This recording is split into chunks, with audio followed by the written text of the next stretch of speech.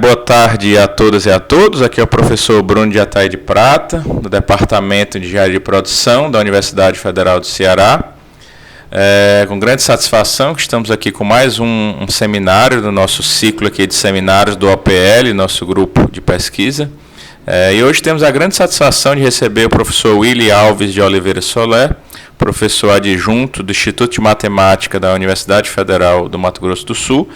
Ele tem o bacharelado, né, e o mestrado em matemática na UFMS e tem o seu doutoramento em ciência da computação e matemática aplicada pela USP, né?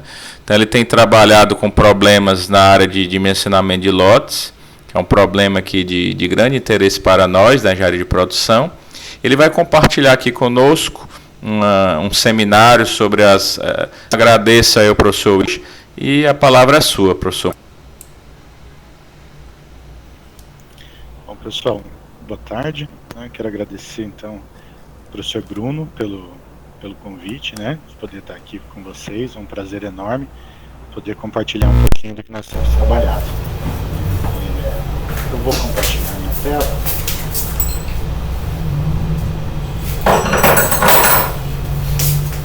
Vou fazer uma breve apresentação aqui para nós conversarmos um pouco.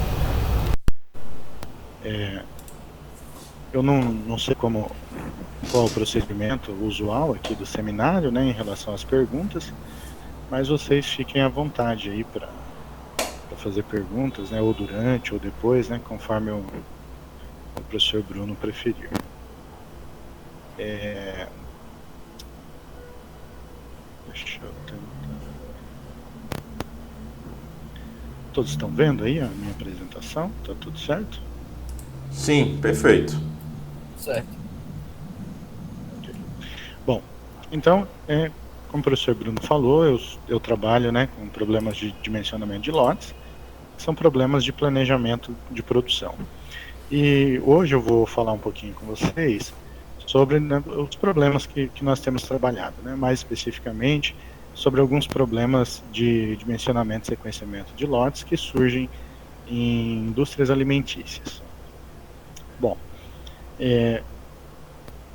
eu vou iniciar com um breve histórico, né, uma introdução, para a gente tentar definir os problemas que nós estamos falando.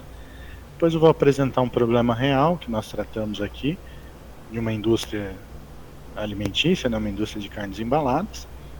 Vou mostrar para vocês um pouquinho como que nós tratamos a modelagem desse problema e falar sobre métodos de solução que nós temos estudado, e terminar aí com as perspectivas para o futuro e com as pesquisas que nós estamos dando andamento atualmente.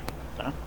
Bom, então, o problema de dimensionamento de lotes, ele surgiu na literatura no ano de 1913, né, através da publicação do Ford Harris, e esse problema, ele consiste basicamente em determinar o quanto que nós devemos produzir de cada produto em cada período de um horizonte de planejamento.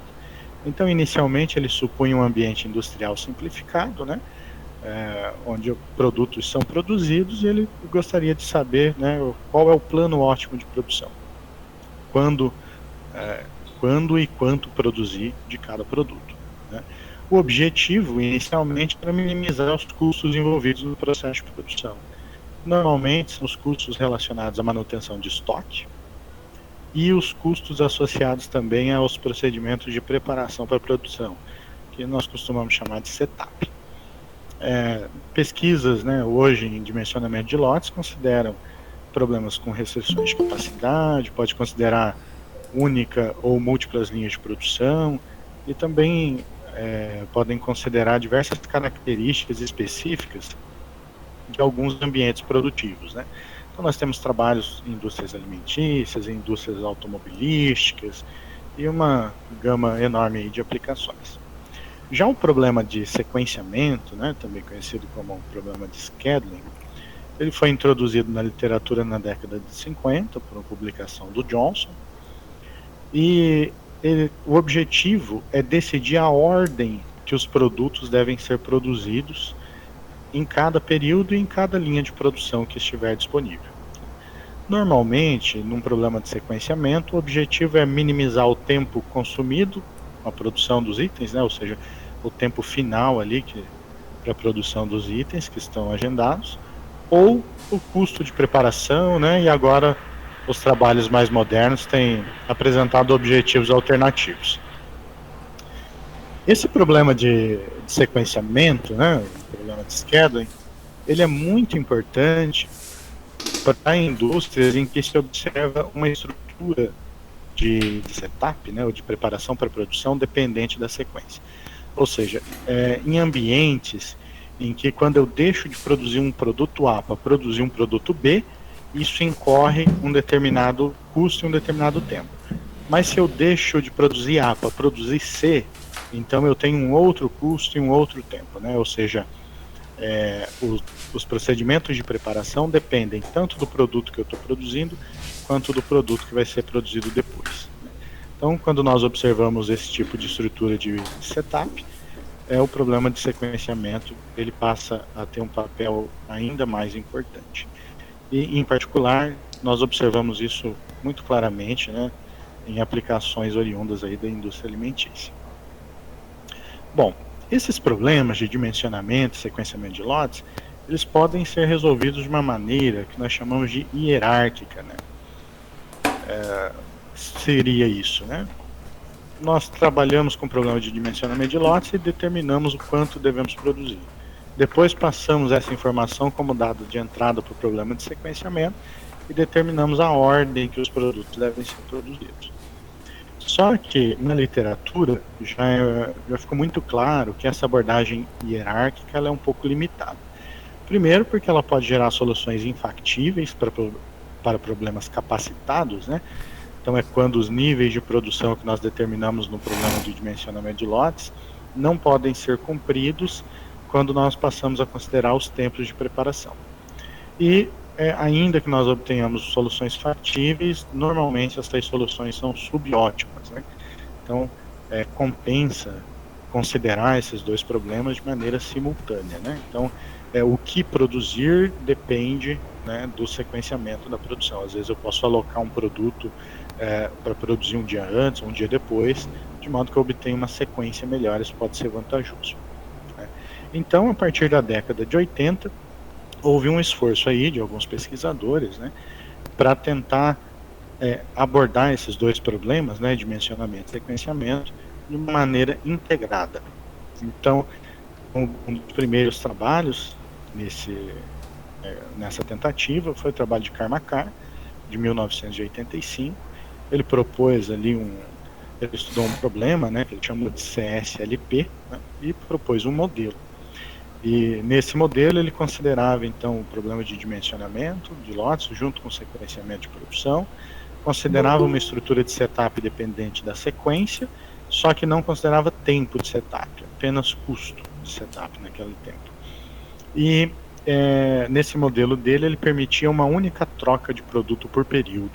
Tá? Ele estudou o problema através de relaxações, né, fez um estudo sobre limitantes. Depois, em 1990, foi proposto um novo modelo chamado DLSP, que era bastante similar ao CLSP, só que adotava algumas hipóteses ainda mais restritivas. Então, além de poder fazer um único setup, ele poderia produzir um único tipo de produto por período e adotava a política tudo ou nada. Ou seja, se ele fez o setup, se ele preparou a linha para a produção de um determinado item, então ele usava toda a capacidade da linha para produzir aquele item. Nesse trabalho ele propôs uma relaxação lagrangiana, algoritmos do tipo branching bound, avançou bastante teoricamente aí no entendimento do problema. Depois, em 94, o DLSP foi estendido para considerar setup dependente da sequência, né? O original de 1990 trabalhava com setup independente da sequência. Depois, em 95, esse modelo foi novamente reformulado, surgiu então o PLSP, que é um modelo um pouquinho mais geral, que ele ele não adota a hipótese do tudo ou nada, e ele permite a produção de até 2 produtos por período. Então ele tem o primeiro produto produzido em cada período é o último produzido no período anterior. depois ele pode fazer um setup a qualquer momento e iniciar a produção de um segundo produto, né? E a produção também não é mais tudo ou nada, ele pode produzir qualquer quantidade que for apropriada ali, desde que a capacidade da linha seja respeitada. Esses modelos, eles adotam hipóteses assim, longe da realidade da maioria das indústrias, né, principalmente hoje. Mas isso era devido também às limitações computacionais da época, né, que um modelo muito geral ia ser muito pesado, difícil de rodar, não tinha recursos computacionais para resolver problemas de grande porte. Depois, em 1996 e 1997, aí surgiram dois modelos bem mais gerais, que é o modelo CLSD e o modelo GLSP. Nós vamos falar um pouquinho mais sobre eles ainda hoje, tá? Basicamente, nesses modelos, vários produtos poderiam ser produzidos em cada período, numa mesma linha de produção, e enquanto os outros só podiam fazer um setup por período, aqui não, aqui poderia fazer vários setups, poderia ter produção de vários itens, né, no mesmo período, então é um modelo bem mais próximo da realidade, né? São modelos mais próximos da realidade. A diferença entre os dois reside na estratégia utilizada para modelar o sequenciamento da produção. O CLSD aproveitou a estrutura de modelos para o problema do caixeiro viajante para determinar as sequências de produção. Já o GLSP, ele pega os períodos e subdivide em vários microperíodos. E daí em cada microperíodo ele permite a realização de um único setup e a produção de um único produto. Ou seja, é uma generalização ali, né, uma estrutura num nível a mais do que os modelos anteriores de dimensionamento e sequenciamento de lotes. Bom, depois, né, do surgimento desses modelos, na década seguinte, né, nos anos 2000, eles foram estendidos para considerar outras características, né, como tempo de preparação para a produção, linhas paralelas de produção e diversas características específicas de ambientes industriais. Então, por exemplo, em Araújo, Arenales e Clark trabalharam com indústria de fundições, Almeder e Almada Lobo com indústrias de semicondutores, e nós temos também exemplos em indústria cervejeira, de refrigerantes, de vidros, automobilística, de iogurte, né? Então, aí surgiram vários trabalhos aplicados aí tratando problemas reais. Esses dois modelos, o CLSD e o GLSP, né, que surgiram ali no final da década de 90, eles consideram basicamente as mesmas características e ambos podem ser estendidos, né, para considerar problemas mais reais, problemas baseados, né, em problemas reais. Existem outras maneiras de modelar essas decisões, mas essas são as mais encontradas na literatura. Dado isso, né, existem trabalhos na literatura, tem aí um de 2014, outro de 2021, que tentaram estudar um pouquinho mais sobre essas duas maneiras de se modelar problemas de dimensionamento e sequenciamento de lotes, né? E hoje existe um consenso de que computacionalmente, se nós formos utilizar um solver para resolver esse problema, né, é mais apropriado usar a estrutura do modelo do tipo CLSD do que do GLSP. Bom, então, feita essa introdução geral, né, sobre os problemas de dimensionamento e sequenciamento de lotes, eu vou apresentar agora para vocês um problema inspirado numa indústria de carnes embaladas que nós temos trabalhado, né, por aqui. Esse problema, né, como eu já disse, da indústria de carnes, e ele supõe, ele quer fazer elaborar um plano de produção para um determinado horizonte de planejamento ali, finito. Ele considera múltiplos produtos, né, inclusive na indústria alimentícia, o portfólio de produtos costuma ser muito extenso, inclusive na indústria de carnes, né. Você tem carne temperada, sem tempero, com osso, sem osso, resfriada, congelada, tem de vários tipos de animais, né. Então existe um catálogo de produtos bastante extenso. E nesse ambiente de produção também, né, da indústria de carnes, nós observamos a existência de diversas linhas de produção, e essas linhas são heterogêneas. supõe-se também, né, nesse problema a existência de uma demanda determinística, que é conhecida, então, a priori, né, e que deve ser completamente atendida ali dentro do horizonte de planejamento. Eventualmente pode ter algum atraso no atendimento de alguma demanda, porém esses atrasos eles são indesejáveis, porque podem gerar aí perda de clientes, etc. Então eles são penalizados na função objetiva, né? Então é o que a gente chama de backlog, né, na literatura. Essas características são características gerais que nós encontramos em vários outros problemas da literatura. Porém, o que difere um pouco esse problema dos demais é que as linhas de produção, as diversas linhas de produção, elas compartilham de alguns recursos produtivos escassos. Esses recursos são diversos tipos de máquinas, algumas ferramentas, estações de trabalho e os próprios trabalhadores. E a quantidade disponível desses recursos, ela é insuficiente para manter todas as linhas de produção ativas e funcionando simultaneamente.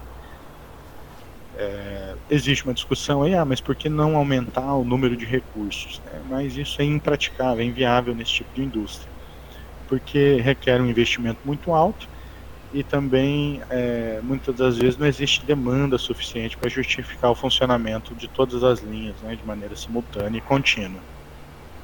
E os itens são perecíveis, então altos índices de produção pode ser um problema.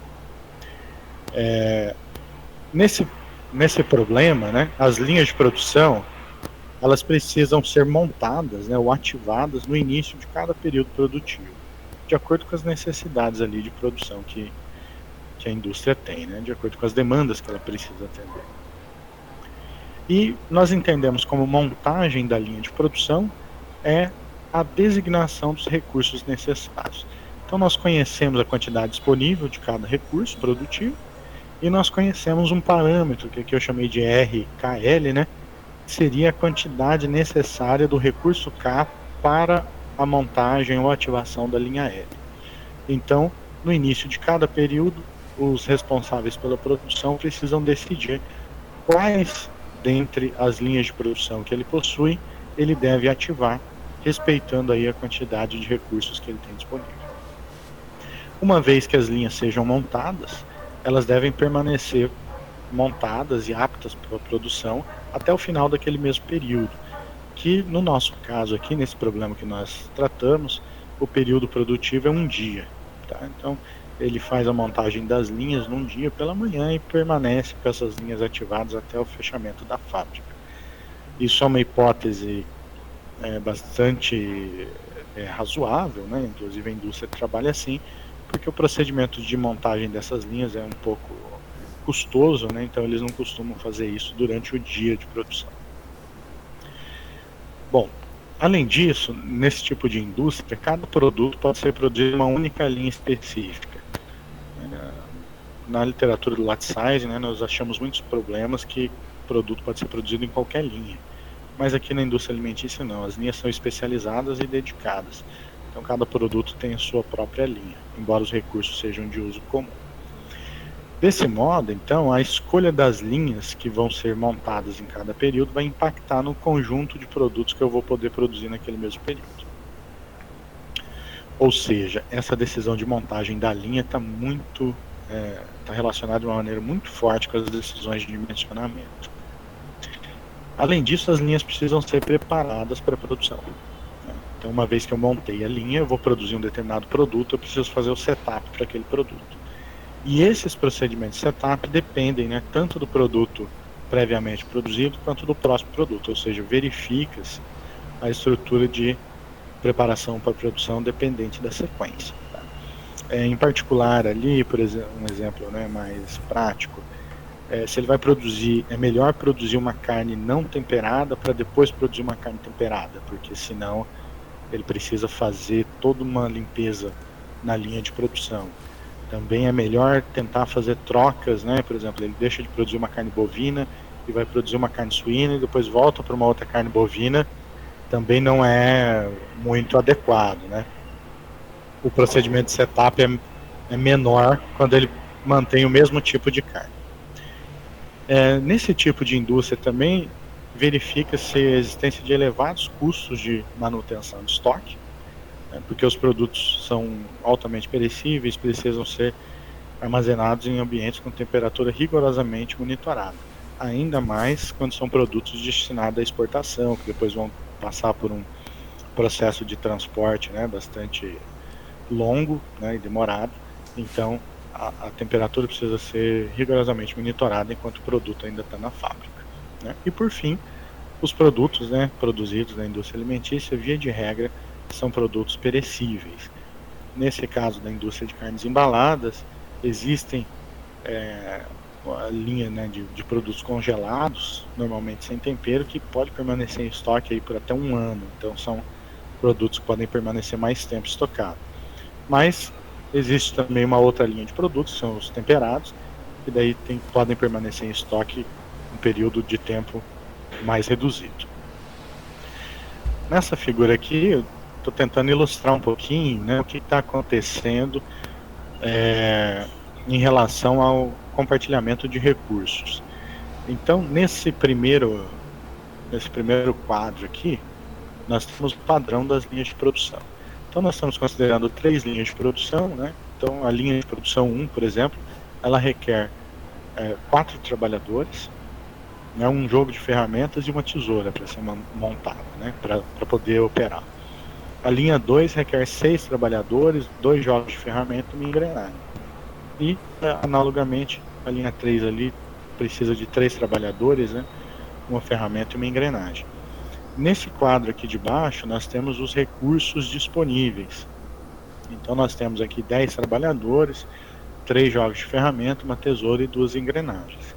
Então, nós podemos verificar, considerando aqui, por exemplo, os trabalhadores, né, é possível verificar aqui que se nós montarmos a linha 1 e a linha 2, nós já vamos esgotar todo o número de trabalhadores e não vamos conseguir ativar a linha 3. Então, ou seja, eu posso montar a linha 1 e a linha 2, mas daí eu tenho que deixar a linha 3 fechada. Se eu montar a linha 1 e a linha 3, eu não consigo abrir a linha 2, né, por falta de recursos. E a mesma coisa, se eu montar a linha 2 e a linha 3, eu também vou esgotar, não vou ter recursos suficientes para abrir a linha 1. Né? Então, eu preciso decidir em cada período quais as linhas que eu vou operar. Né? Bom, e os objetivos desse problema são os seguintes, né? Nós queremos determinar, então, quais linhas nós vamos montar em cada período produtivo, quais produtos nós vamos produzir nas linhas que foram montadas e o quanto que nós vamos produzir deles, e a sequência de produção em cada uma dessas linhas. Nós devemos garantir também que a capacidade dos recursos produtivos necessários para a abertura das linhas sejam respeitadas, e também devemos garantir que a capacidade produtiva das linhas de produção sejam respeitadas. Então, uma vez que a linha é montada, ela tem uma determinada capacidade produtiva, que é relacionada ao tempo daquele dia. Né? Nós devemos garantir também o completo atendimento das demandas até o fim do horizonte de planejamento, né? Podendo haver atrasos ou não. E devemos garantir que os produtos não sejam deteriorados pelo prazo de validade. O nosso objetivo é minimizar a soma dos custos envolvidos nesse processo de produção. Mais especificamente, nós consideramos os custos de setup, dependente da sequência, os custos de estoque, custo de montagem das linhas de produção e o custo de atraso no atendimento das demandas, né, o backlog. Bem, então agora eu vou falar um pouquinho sobre como nós trabalhamos para modelar esse problema matematicamente. O que nós fizemos foi partir de modelos já estabelecidos na literatura e introduzimos novas variáveis, né, e restrições para representar as características adicionais que ainda não tinham sido trabalhadas. Mais especificamente, né, é a sincronização dos recursos escassos, as decisões de abertura da linha de produção e também modelamos a perecibilidade. Né? Já existe algumas técnicas para fazer isso na literatura e nós agregamos isso num único modelo. Em seguida, nós exploramos algumas estratégias de modelagem. Então, basicamente, nós exploramos 3 aspectos. Foram os seguintes. Primeiro, como modelar a decisão de sequenciamento. Nós vimos lá que existe o modelo GLSP, que divide os períodos em microperíodos e cada microperíodo pode produzir um único produto. Então, ao decidir qual produto eu vou produzir em cada microperíodo, eu tenho o sequenciamento da produção. Então, essa é uma estratégia de modelagem. Só que existe outra estratégia de modelagem, que é adaptar aqueles modelos, né, para o problema do caixeiro viajante, pensando aqui que as cidades são os produtos, né, e o tempo e o custo de deslocamento são o tempo e o custo de setup. E daí é o que nós chamamos de estratégia CLSD. Então nós exploramos essas duas.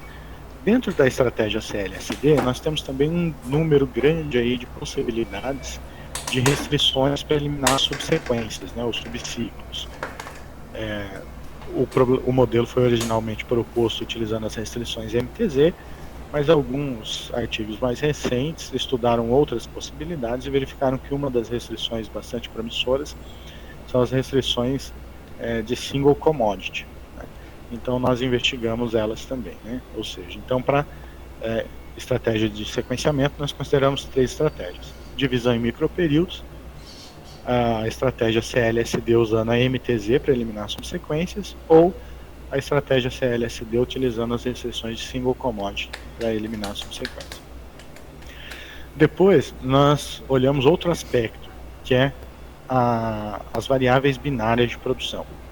No modelo GLSP, as variáveis binárias de produção aparecem explícitas. Existe uma variável para indicar se cada produto é produzido em cada microperíodo ou não. Já no modelo CLSD, essas variáveis foram implicitadas. Então não existe esse tipo de variável. Ele entende que o produto foi produzido desde se aquele produto apareceu na sequência de produção ou não. Então aqui nós trabalhamos com essas duas alternativas, né? Investigamos se é melhor deixar ela implícita ou explícita. E por fim, nós estudamos também estratégias para modelar as decisões de sequenciamento de lotes. Existem basicamente duas. A primeira é de maneira direta, eu coloco uma variável para saber o quanto que eu produzi de cada produto em cada período, seria algo do tipo XJT, né? Quanto que eu produzi do produto J no período T. E nós investigamos também uma outra abordagem, que é interpretar ou definir essas variáveis através de uma interpretação para o problema de localização de facilidades. Então, nesse caso, nós passamos a ter aí uma variável XJTP, né, para indicar a quantidade de itens do produto J que foi produzido no período T, com o objetivo de atender a demanda do período P. Tá? Então nós investigamos essas duas alternativas aí também de modelagem. Então, na primeira estratégia nós temos 3 possibilidades de sequenciamento, depois 2 possibilidades em relação às variáveis de produção, e mais 2 possibilidades em relação à modelagem do dimensionamento de lotes, né? Então nós temos 3 vezes 2 vezes 2, temos 12 modelos possíveis, tá?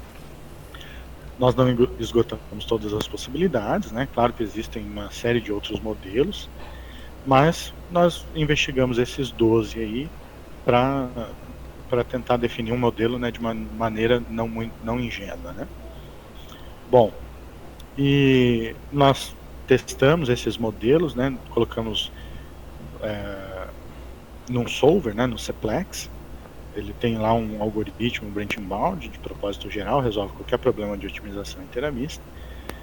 E propusemos também um conjunto, né, com 100 instâncias de teste para poder fazer uma análise computacional desses modelos que nós obtivemos.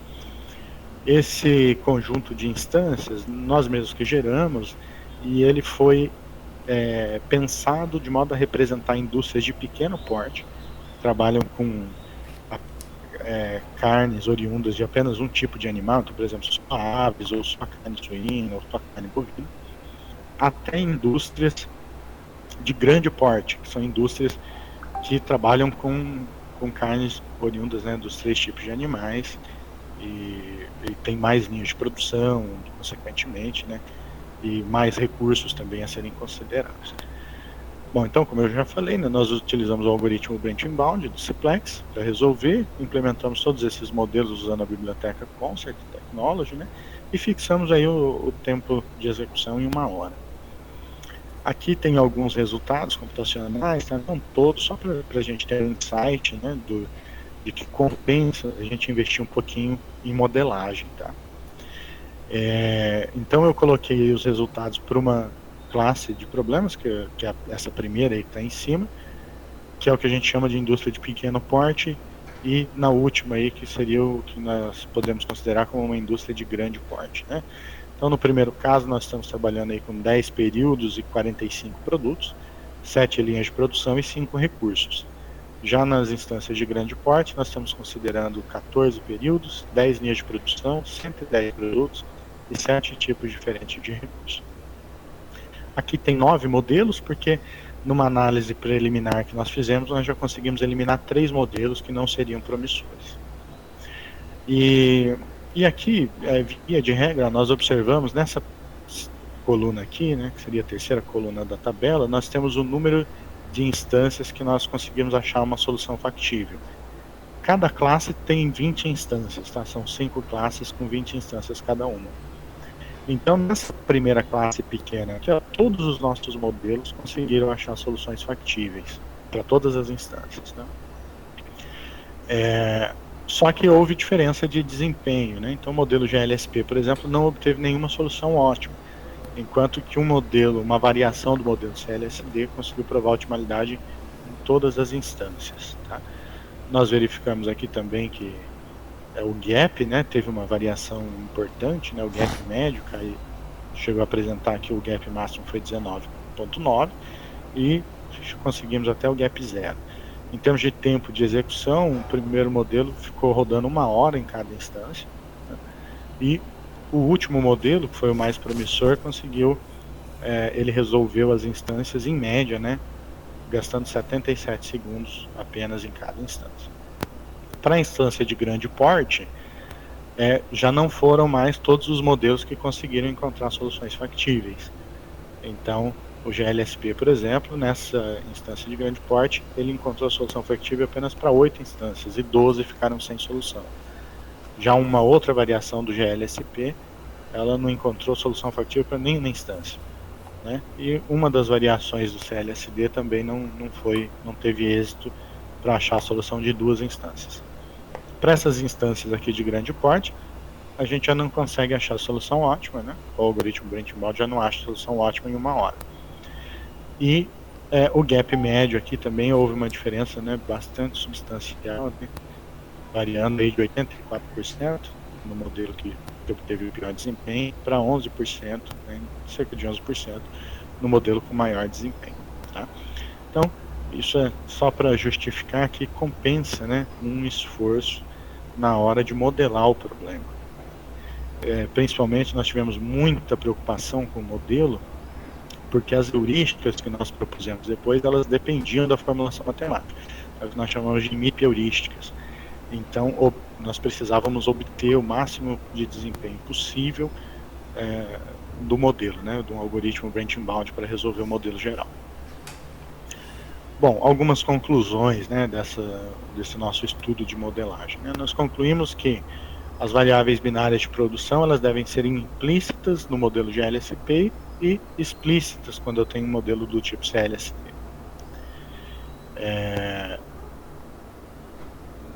Que são justamente coisas contrárias à maneira que os modelos foram propostos, né? Então, o modelo de LSP foi proposto com as variáveis explícitas, e o modelo de CLSD foi proposto originalmente com as variáveis implícitas, né? Nós observamos que é mais promissor fazer ao contrário.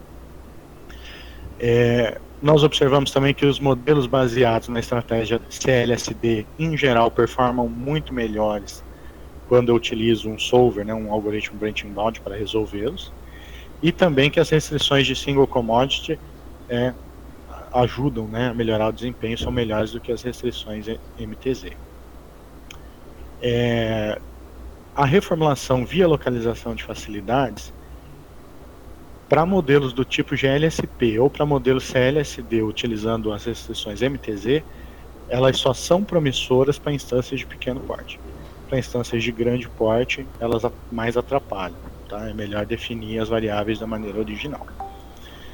Só que quando eu utilizo o modelo CLSD e as restrições de single commodity para eliminar subciclo, aí sim a reformulação via localização de facilidade é muito benéfica em todos os casos, de pequeno a grande porte. Tá? E o nosso modelo mais promissor foi uma variação do modelo CLSD, onde as variáveis binárias de produção são explícitas, onde as restrições de single commodity são utilizadas para eliminar subciclo e onde as decisões de dimensionamento são formuladas de acordo com a estratégia do problema de localização de facilidades. Tá? Bom, aqui está o nosso modelo, que foi o melhor modelo em termos de desempenho computacional. Então, aqui na função objetivo, nesse primeiro somatório, nós estamos minimizando o custo de estoque e backlog, né? Aqui, quando P é maior do que T, a gente está falando de estoque. Quando P é menor do que T, nós estamos falando de backlog, né? É quando o produto é produzido depois do que ele deveria ter sido entregue. O segundo somatório representa os custos de setup e o terceiro representa os custos para montagem das linhas de produção. As restrições 2 são as restrições de atendimento da demanda, já permitindo aqui o backlogging. E aqui é importante também que esse limite inferior, ele garante que nós não vamos utilizar produtos vencidos para atender a demanda. Tá? Então, ou seja, eu não vou utilizar produto que foi produzido há mais tempo do que o prazo de validade dele. Nas restrições 3, a gente fala que só pode haver produção se a linha estiver preparada para a produção daquele produto. Nas restrições 4, nós falamos que só pode preparar a linha se a linha estiver montada. As restrições 5 são restrições de múltiplas mochilas, que nós modelamos a disponibilidade dos recursos para a montagem das linhas de produção. Então, eu só vou montar as linhas que eu tiver recurso disponível para isso. Na restrição 6, a gente não está deixando nenhum item se perder pelo prazo de validade. Restrição 7 é a restrição de capacidade da linha de produção montada. Na restrição 8, a gente fala que todo produto que foi produzido tem que ser sequenciado. A restrição 9, ela dá um único início ali para as sequências de produção em cada linha. Restrição 10 são restrições de fluxo. E as restrições de 11 a 14 são as restrições, é uma adaptação das restrições de single commodity para o nosso caso aqui, tá? Para o problema que nós estamos abordando. E agora, nas restrições de 15 a 20, nós simplesmente definimos o domínio das variáveis. Então aqui nós temos 4 grupos de variáveis binárias nesse problema. Bom, agora eu vou tentar falar um pouquinho sobre os métodos de solução que nós utilizamos para resolver esse problema. Basicamente, nós temos resultados aí bem consolidados, até já publicados, utilizando as seguintes abordagens. Primeiro, nós investigamos regras para ramificação das variáveis binárias em algoritmos do tipo branching bound, tentando acelerar a convergência desses algoritmos.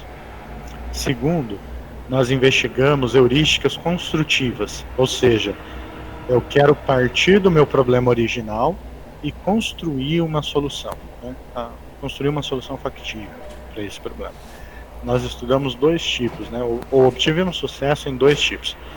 Numa heurística relax and fix e numa heurística baseada na decomposição do problema.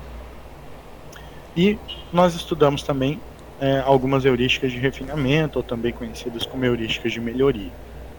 Essas heurísticas funcionam da seguinte forma: nós construímos uma solução factível, passamos para um outro algoritmo, né? Normalmente pode ser um algoritmo de busca local, alguma coisa assim, que vai procurar ali, fazer buscas em vizinhança para tentar procurar soluções melhores, né? Dentro da vizinhança daquela solução que a gente passou. Então, nós trabalhamos com 3 tipos de heurísticas de melhoria. Heurísticas baseadas em local branch, heurísticas baseadas em fix optimize e heurísticas do tipo INS. Bom, eu acho que o nosso tempo aqui é curto para entrar em detalhes, né, sobre todos esses algoritmos, então eu vou falar um pouquinho só das regras de ramificação, das regras de branching que a gente definiu, e da heurística relax and fix, né, e depois eu já vou tentar me encaminhar aqui para o fechamento, né, com as perspectivas futuras e com os problemas que nós temos trabalhado. Bom, primeiro, em relação às regras de ramificação, a nossa ideia aqui foi tentar analisar as características do problema para tentar estabelecer quais são as decisões prioritárias. Então, nós percebemos que a primeira decisão que deve ser considerada, a decisão mais forte, né, é a escolha das linhas que devem ser montadas. Por quê? Porque a produção ocorre nas linhas. Então, uma vez que eu determinei as linhas, eu já impactei muito a estrutura da solução do dimensionamento e também do sequenciamento de lotes. Em particular, se nós olharmos para o modelo, nós vamos verificar essa restrição aqui, né, que é uma restrição que diz que eu só posso fazer o setup na linha se ela estiver aberta. Repare que quando o meu delta aqui for 0, eu não vou poder ter setup, né? Então, se a linha estiver fechada, eu vou conseguir zerar uma família de variáveis binárias. E além disso, como eu não vou poder fazer setup, eu não vou poder produzir, então eu vou zerar uma outra família de variáveis contínuas.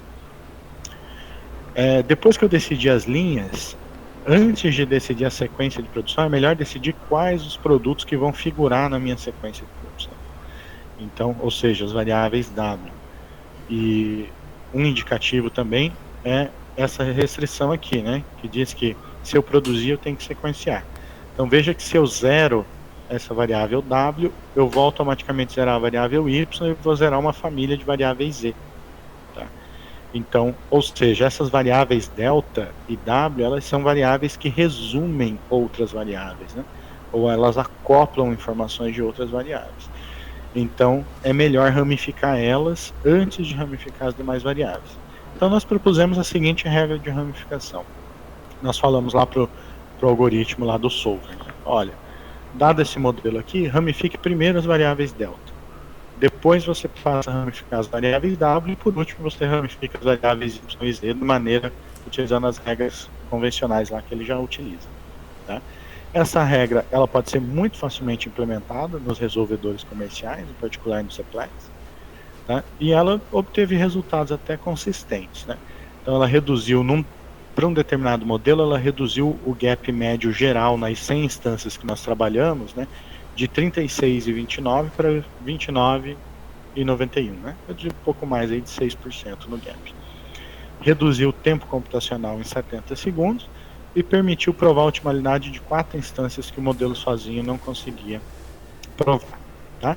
Nós investigamos outras possibilidades de regras de ramificação ou de relação de precedência entre as variáveis, mas nenhuma delas foi promissora. A maioria atrapalha o desempenho do modelo. Tá? Essa foi a única regra promissora que nós encontramos. Bom, agora eu vou passar aqui para finalizar essa parte dos nossos métodos de solução. Eu vou falar um pouquinho da nossa heurística Relax and Fix. Essa heurística Relax and Fix foi proposta na literatura, né, em 94 e justamente para resolver problemas de planejamento de produção, né? Problemas de dimensionamento de lotes. E essa heurística ela trabalha da seguinte maneira: ela decompõe o conjunto das variáveis binárias do problema em diversos subconjuntos. Em cada iteração, nós vamos exigir a integralidade das variáveis pertencentes a apenas um conjunto, que a gente chama de conjunto incumbente. Enquanto que os outros conjuntos, as variáveis que estão nos outros conjuntos, vão ser ou linearmente relaxadas, ou se elas já tiverem sido otimizadas em alguma interação anterior, elas vão ser fixadas no valor incumbente. Tá? Essas heurísticas têm sido amplamente utilizadas para resolver problemas de dimensionamento de lotes, né? Tem muitos trabalhos. E existem partições, né, que são partições clássicas ou tradicionais para trabalhar com essa heurística Relax and Fix. Que são partições por períodos, por linhas de produção ou por produtos. Tá? Nós testamos essas 3 partições mais tradicionais, mais óbvias, só que todas elas falharam para obter solução factível para o nosso problema. Tá? Em particular, a partição por linhas de produção e por produtos, ela não funciona mesmo. Não tem como aproveitar. A partição por períodos ofereceu alguns resultados até razoáveis. Nós vamos até falar um pouquinho sobre isso depois. Mas, diante dessa impossibilidade de construir boas soluções factíveis, né, com as heurísticas tradicionais, isso nos motivou a tentar pensar num outro tipo de heurística ou numa outra decomposição para definir uma heurística do tipo Relax and Fix. Foi então que nós propusemos uma heurística tentando particionar as variáveis binárias do problema original de acordo com as subestruturas presentes no modelo.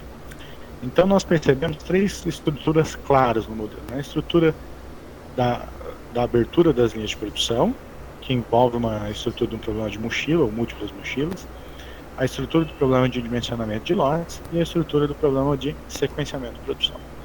A ideia foi tentar decompor o seguinte: nós trabalhamos com dimensionamento de lotes junto com a abertura de linhas para tentar definir um bom padrão de abertura de linha. Tá?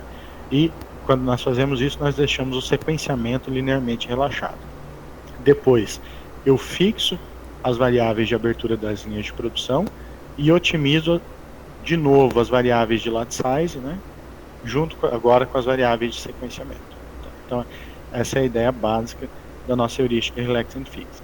Mas tem alguns fatos que tornaram ela um pouquinho mais interessante. Né? Então, antes disso, para formalizar, né, é uma heurística composta por duas grandes iterações. Na primeira iteração, forçamos a integralidade das variáveis de abertura e lot size, né, que são as variáveis binárias delta e w, enquanto que as variáveis y e z ficam linearmente relaxadas. Na segunda iteração, a gente fixa o delta e otimiza w, y e z. Ok? Aí assim a gente fecha com uma solução factível para o problema. Mas essa partição ela foi interessante pelo seguinte, né? Por dois fatos. O valor ótimo do subproblema da primeira iteração, ele é um limitante dual para o meu problema original. Tá? Isso acontece com toda heurística Relax and Fix, porque na primeira iteração nós temos uma relaxação linear parcial do problema original. Então, como a relaxação linear sempre dá um limitante dual, uma relaxação linear parcial vai dar um limitante dual um pouquinho melhor. Né? Só que na literatura, em nenhum caso, né, que foi trabalhado com Relax and Fix, esse limitante dual encontrado na primeira iteração era útil. Normalmente é um limitante que não ajuda a gente em nada. Mas nesse caso, surpreendentemente, nós conseguimos obter bons limitantes com essa partição aqui que nós adotamos. O segundo fato é que na segunda iteração nós obtemos um subproblema em que as diversas linhas de produção não têm nenhuma dependência entre si. Então eu posso decompor o subproblema em outros subproblemas por linha de produção. Como essa independência entre eles é uma independência assim, muito forte, eu posso resolver esses subproblemas, se quiser, até simultaneamente, fazendo uso de computação paralela e reduzindo bastante aí o meu tempo computacional. Tá? Então, aqui eu tenho um esquema, né? Um framework aí dessa heurística. Então, na primeira iteração, as variáveis delta e w são otimizadas e são consideradas binárias, enquanto as variáveis sequenciamento y e z são linearmente relaxadas. Eu vou resolver esse problema usando o solver e vou obter um limitante dual. Depois eu vou pegar os valores obtidos para as variáveis delta e vou fixar na segunda iteração. E vou resolver um subproblema com delta fixo e otimizando w, y e z. Né? De modo que o w vai ser otimizado de novo, então é o que a gente chama de procedimento com sobreposição. Né? Só que, nesse caso aqui, nesse segundo problema, quando eu fixo delta,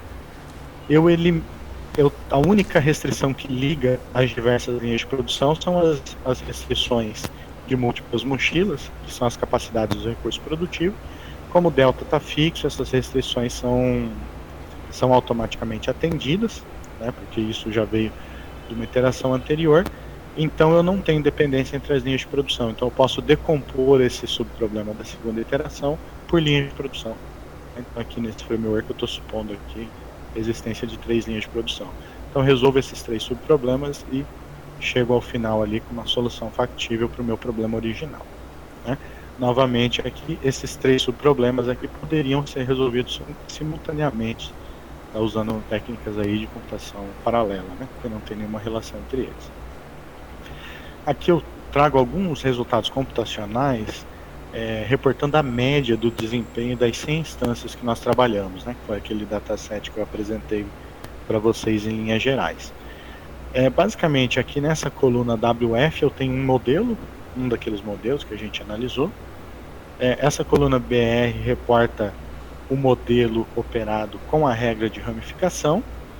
Essa RF é uma heurística Relax and Fix usando partição de períodos da literatura. E essa RFH é a heurística Relax and Fix particionando o problema da maneira que eu acabei de apresentar, por subestrutura. E daí nós verificamos, né? Primeiro que a regra de ramificação de fato melhora o gap médio, né? Melhora a média dos melhores gaps, dos piores gaps, ajudou a encontrar a solução factível para uma instância que não era encontrada e ajudou a provar a otimalidade para mais 4 instâncias.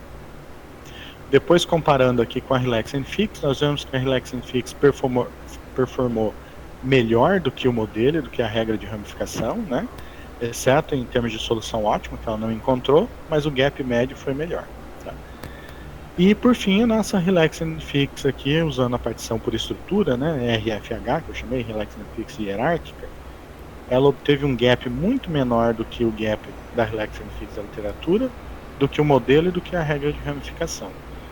Ela foi o único método, né, que nesse caso aqui conseguiu encontrar soluções factíveis para todas as instâncias, né, todo o dataset aqui considerando, e ela chegou na otimalidade, chegou na solução ótima, sem provar, mas chegou na solução ótima de 15 instâncias, né, usando o limitante dual do Ciplex, o que mostra que para a instância pequena ela performa muito próximo do método exato, ela acha uma solução muito boa, e para a instância grande ela performa muito melhor. Aqui, só para comparar, nessas colunas ADB, eu estou apresentando a média do limitante dual. E na coluna NBB, eu estou apresentando o número de instâncias que o método obteve o melhor limitante dual comparativo, né, relativo entre elas.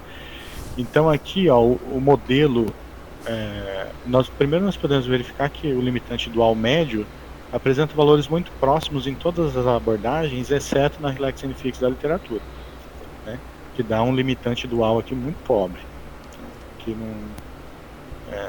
não tem nenhuma utilidade prática para a gente. Fora isso, a nossa Relax and Fix já apresentou limitantes duais muito próximos da abordagem exata, isso para a instância pequena.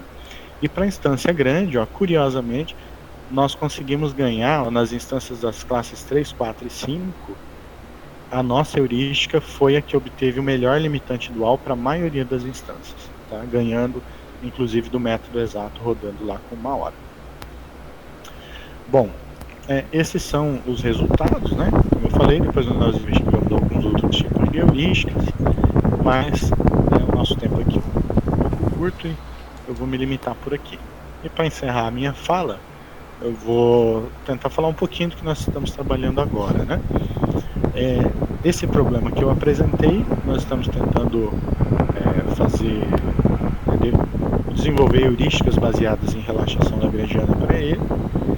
Já obtivemos pelo menos 2 heurísticas assim com sucesso, que conseguem bater os resultados que a gente já tinha publicado na literatura, né? Eu acredito que em breve nós poderemos submeter um artigo, né, com esses resultados.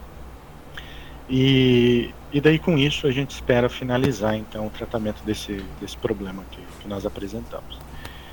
Em termos de problema, nós temos investigado 3 tipos, né, de novos problemas. O primeiro problema é um problema bastante interessante, que é colocar flexibilidade no atendimento da demanda nesse problema integrado que nós temos trabalhado. Principalmente porque na indústria alimentícia existe uma característica de geração de produtos secundários, né? Ou seja, para produzir um determinado tipo de carne, você precisa abater um animal. E quando você abate um animal, você gera várias outras carnes que serão insumos para outros produtos. Mas se nós tivermos uma demanda muito grande para determinados produtos e essa demanda não for acompanhada por os outros produtos, pode ser inviável abater muitos animais, né? Até porque esses outros produtos que a gente vai ter que produzir, eles consomem a capacidade produtiva da fábrica, são produtos perecíveis, não pode ficar estocado. Se a oferta aumentar demais, o preço cai. Então tem uma série de fatores ali, né? Então existem algumas indústrias nesse ramo aí, né, de indústria de carne, que trabalham com flexibilidade no atendimento da demanda, tá? Existem outras razões também para rejeitar a demanda, né, quando a gente não consegue agrupar isso com outro conjunto e tal. Então nós verificamos alguns cenários aí que a indústria recebe pedidos dos clientes que são ordens indivisíveis compostas por vários tipos de produtos e vem uma janela de tempo de entrega que ela tem que entregar aquela ordem. E a indústria tem que decidir se ela vai aceitar aquilo para produção ou não, né, considerando aí todos os fatores, né, inclusive essa geração de produtos secundários. Esse problema nós já propusemos um modelo, investigamos alguns métodos iniciais aí de solução e publicamos até um artigo inicial, mas ainda tem muito aí que entender desse problema e investigar em termos de método de solução. Nós estamos trabalhando também com planejamento da distribuição, então integrar as decisões de distribuição nesse problema já de dimensionamento e sequenciamento. Em particular, as indústrias que nós fizemos visita técnica, elas utilizam uma frota própria de veículos para fazer as entregas, e o planejamento da distribuição pode impactar inclusive nas decisões de aceitação ou não de demandas. E também o último esforço que nós estamos fazendo aí é para tentar entender melhor o fenômeno da perecibilidade. Então nós estamos considerando aí cenários em que o preço de venda do produto ele depende do prazo de validade residual, né? Então, ou seja, produtos que estão há muito tempo em estoque tendem nós precisamos baixar o preço para poder vender esse produto, né? Ou o mercado só aceita esse produto se ele tiver um preço mais acessível. E aí nós estamos tentando entender também como que essa perecibilidade e essa variação de preço ela influencia nas decisões de dimensionamento e sequenciamento de lojas. Bom, pessoal, foi isso que eu preparei para a nossa conversa hoje. Espero não ter cansado vocês. Agradeço novamente ao professor Bruno por essa oportunidade. Fiquei muito feliz com o convite e devolvo a palavra aí para o professor Bruno e fico à disposição. Antes de... Eu vou aqui encerrar aqui a gravação, só um segundo aqui.